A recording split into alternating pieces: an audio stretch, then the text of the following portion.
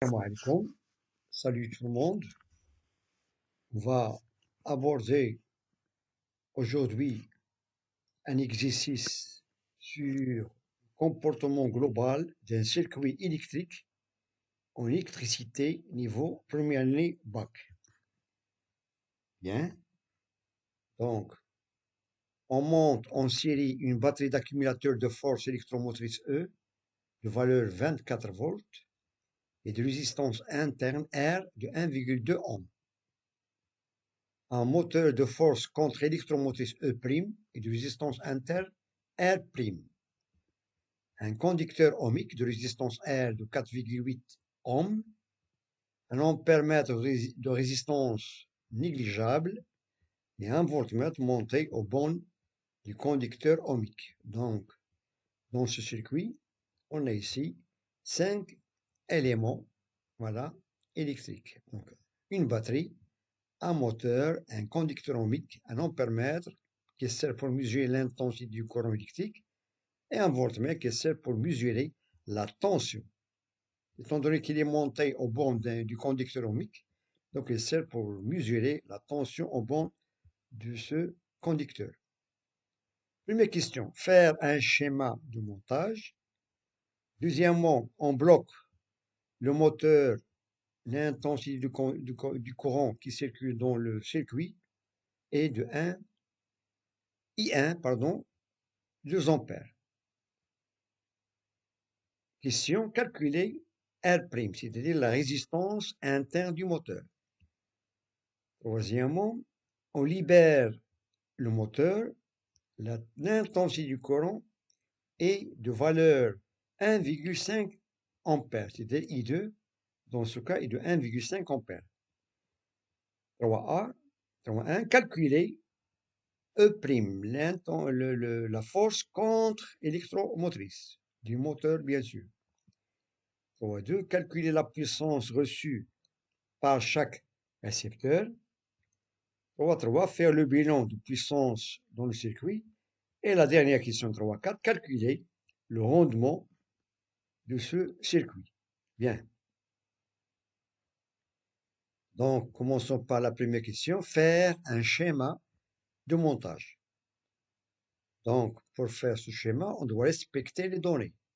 On a ici une batterie d'accumulateurs, c'est-à-dire un générateur, un moteur, un conducteur ohmique, un ampèremètre, c'est-à-dire ces éléments sont montés en série.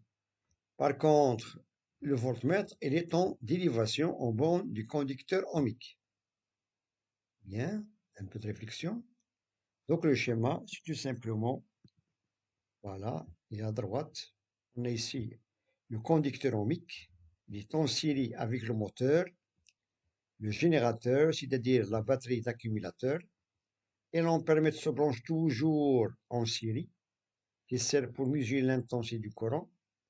On respecte bien sûr les bornes, on est ici la borne positive, avec la borne positive bien sûr de l'entrée de l'ampèremètre, et on a le moteur et le voltmètre, il est en dérivation, il est en parallèle avec le conducteur ohmique.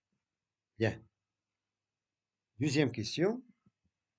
On bloque le moteur. L'intensité du courant qui circule dans le circuit est I1 est égal à 2 ampères. Calculer la résistance R'. Bien. Voilà, on bloque le moteur. Dans ce cas, l'intensité qui circule dans ce circuit de valeur 2 ampères. Et on nous demande de déterminer cette résistance interne de ce moteur. Bien. Voilà. Donc, on calcule cette résistance. Donc, on applique la loi de Puy qui dit que I est égal à la différence entre les forces électromotrices. On a ici la force électromotrice du générateur moins la force contre-électromotrice du moteur sur la somme des résistances. Étant donné qu'il y a 3 résistances, la résistance du conducteur ohmique, la résistance interne du moteur et la résistance interne du générateur. Bien.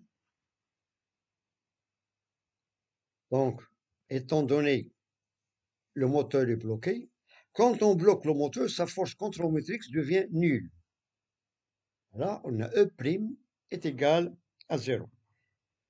Dans ce cas, le moteur joue le rôle d'un conducteur ohmique, comme une résistance. Donc, on va venir à la loi de Pouilly. On a la loi de Pouilly qui dit qu'on a la différence entre les forces électromotrices. Donc, étant donné que E' est égal à 0, dans ce cas, il nous reste tout simplement la force électromotrice du générateur sur la somme des résistances. Et on a la seule inconnue ici, c'est la résistance interne du moteur. D'où on a, d'après cette relation, on a E, qu'on fait monter sur du moteur, c'est des résistances multipliées par I1, et on effectue ce calcul, et on trouve que R' est égal à E sur I1 moins R grand R, c'est la résistance du conducteur ohmique. Bien, et on applique application numérique. On a ici E est donné d'après les données, voilà, 24 volts. L'intensité est égale à 2 ampères, moins 1,2, c'est-à-dire c'est la résistance interne du générateur, moins 4,8, c'est la résistance du conducteur ohmique. Et on trouve finalement que cette résistance interne du moteur est de valeur 6 ohms. 6 ohms. Bien. Question suivante. On libère le moteur, c'est-à-dire, dans ce cas, le moteur fonctionne. L'intensité du courant est I2 et de valeur 1,5 ampères. On constate que l'intensité de valeur diminue. Calculez cette force contre l'électromotrice E' du moteur. Bien. Dans ce cas, dans ce circuit, il y a circulation d'un courant de valeur 1,5 ampères. Bien. On calcule de E'. Quand le moteur tourne, bien sûr, on a la force contre électromotrice, elle est différente de 0. Donc, il a une valeur. Il nous demande de la calculer. Bien. Donc, toujours on applique la loi de Puy. On a ici E moins E' sur la somme de ces résistances du circuit. On a R', déjà calculé d'après la question 2. R, c'est la résistance du générateur qui est donnée. Et grand R, c'est la résistance du conducteur ohmique. Donc, il suffit d'effectuer cette relation et en remplaçant les données, voilà, on a E' est égal à E moins I2 avec la somme de ces résistances. Application, on a toujours E est de 24 volts. L'intensité dans ce cas est de valeur 1,5. On a 6, c'est la résistance interne du moteur qu'on a trouvé dans la question 2. 1,2, c'est la résistance interne du générateur. Et 4,8, c'est la résistance du conducteur ohmique. Et on trouve finalement que cette force contre électromotrice est de valeur 9 volts. Voilà, 9 volts. Bien. Passons à la question suivante, 3.2. Calculer la puissance reçue par chaque récepteur et le circuit. La puissance reçue. On a ici deux récepteurs. On a le moteur et le conducteur ohmique. Bien. Donc, pour calculer, on a deux récepteurs, bien sûr, c'est le moteur et le conducteur ohmique. Donc, la puissance reçue par le moteur, il suffit d'appliquer la relation. Voilà. On a PM, c'est la puissance du moteur. La puissance du moteur est égale à UAB fois I. Bien sûr, fois I2. Ça, c'est la formule générale. Et on va appliquer cette relation. Voilà. Donc, on a la puissance du moteur, étant donné qu'on a ici un moteur, donc c'est un récepteur. Donc, la loi donc, de ce récepteur, c'est qui est sur la forme E' plus R' fois I2. Le tout fois I2. Voilà. Bien. Et on passe à l'application numérique. On a ici les valeurs E' de 9 volts, L' de 6 volts et I2 est de valeur 1,5 fois 1,5. Et on trouve que la puissance du moteur est de valeur 27 watts. Donc ça, c'est le premier récepteur. Il a une puissance de 27 watts.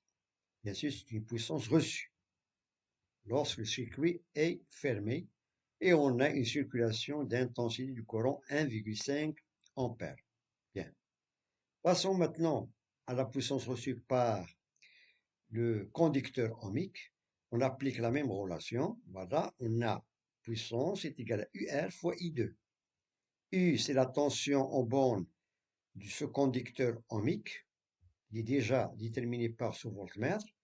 Et I2, c'est l'intensité du courant qui circule dans ce circuit. Et PR, c'est la puissance reçue par cette résistance, par ce conducteur ohmique. Bien. Et on peut effectuer, en appliquant la loi d'Ohm, on sait que U, d'après la loi d'Ohm, est égal à R fois I. C'est R fois I2 fois I2. On a ici I2 au carré. Application numérique, on a R déjà donné, c'est 4,8 volts, pardon, 4,8 ohms. On a l'intensité est de 1,5 ampères au carré. Et on trouve finalement que la puissance reçue par ce conducteur ohmique est de 10,8 watts. 10,8 watts. Bien. Question suivante. Faire le bilan de puissance dans le circuit. C'est-à-dire, on a ici, on nous demande de déterminer le bilan, c'est-à-dire l'inventaire de ces puissances dans ce circuit. Bien. Commençons par la puissance du générateur. Voilà. On a ici la puissance du moteur. C'est une puissance qu'on peut utiliser, il est utile, bien utilisé par le moteur. Et on a pour la résistance, c'est une puissance qui est thermique. Étant donné que lorsque le courant passe dans une résistance, donc il y a un dégagement de chaleur. C'est un effet de chaleur, un effet de Joule. Donc on peut nommer cette puissance, c'est une puissance thermique. Bien. Donc le bilan de puissance dans le circuit, on a la puissance du générateur qui s'exprime sous la forme de E fois I2. E, c'est la force contre-électromotrice fois l'intensité du courant qui circule. On a toujours l'intensité de valeur 1,5 ampères. Bien. Et on a dans ce cas E est de 24 volts. I2, c'est donné de 1,5, bien sûr, ampères. Et on trouve que cette puissance du générateur est de valeur 36 watts. 36 watts. Pour la puissance utile, ou bien utilisée par le moteur, c'est la même chose, on applique la même relation. On a ici la force contre-électromotrice fois I2. Bien. Et on a dans ce cas E', c'est déjà calculé, est égal à 9 volts. L'intensité, c'est la même de 1,5 ampères. Et on trouve que cette puissance utile, ou bien utilisée par le moteur, est égale à 13,5 watts. Lorsqu'on multiplie 9 fois 1,5, on trouve 13,5 watts. Bien. Il nous reste maintenant la puissance thermique. C'est-à-dire, étant donné qu'on a ici des résistances dans le circuit, voilà, on a la résistance interne de ce générateur, la résistance de même de ce moteur et la résistance du conducteur ohmique. Donc il suffit de faire la somme de ces résistances fois I2 au carré. Voilà, toujours, et on applique, on a cette puissance thermique. On a ici petit r est de 1,2 ohms, L', 6 ohms, et R, c'est 4,8 ohms. Et on a l'intensité est de 1,5, le tout au carré. Et on trouve que cette puissance thermique est de valeur 27 watts. 27 watts. Bien. Il arrive que cette puissance du générateur, elle peut être inférieure à la somme de ces deux puissances. Normalement, elle doit être égale. Mais il arrive que ça dépend du générateur. Il peut être, bien sûr, que cette puissance du générateur, il peut être inférieure à la somme de ces deux puissances. Passons maintenant à la dernière question. Calculer le rendement du circuit. Le rendement du circuit. Donc, pour calculer ce rendement, il suffit d'appliquer la relation suivante. On peut symboliser le rendement par la lettre ρ. On a ρ est égal à la puissance utilisée sur la puissance du générateur. Voilà. Et on peut exprimer cette puissance étant donné qu'on a la puissance utilisée est égale à E' fois I. Et on a la puissance du générateur, de même il est égal à E fois I. On simplifie par I, on peut exprimer ce rendement par le rapport de ces deux forces électromotrices. On a la force contre-électromotrice du moteur sur la force électromotrice du générateur. Remplaçons, on a 9 sur 24, E' est égal à 9, E est égal à 24, et on trouve que ce rendement est de valeur 0,375, c'est-à-dire 37,5%. Donc 37,5%, ça c'est le rendement de ce circuit. Donc je vous remercie de votre attention, bon courage et à très bientôt. لا تنسوا الإعجاب بالفيديو والاشتراك في القناة.